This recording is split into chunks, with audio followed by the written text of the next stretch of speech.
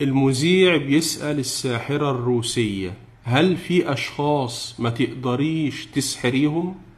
قالت: فعلا في أشخاص ما أقدرش أسحرهم.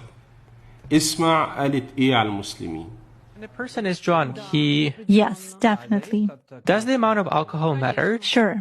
If a person is drunk, he sleeps. He has no control over himself. He loses awareness. So he's already vulnerable. Basically, alcohol lowers vibrations instantly, then it is easier to work. It is easier to attach an entity, and it is easier to take possession of a person's mind. Does it mean that it's more difficult to influence a person if he keeps his thoughts in purity? Yes, absolutely. When faced with various religions, it is very difficult to influence Muslims.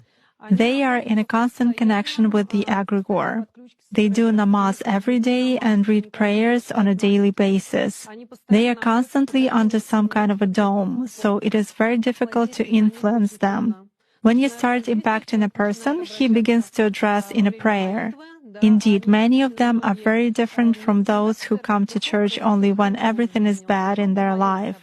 They come to pray, and then for 5 years they forget about God, some canons, and so on. Muslims, as a rule, passionately believe and passionately give energy to their egregore, and this egregore protects them very well. That's why it is very difficult to work to make any kind of influence on a true Muslim believer.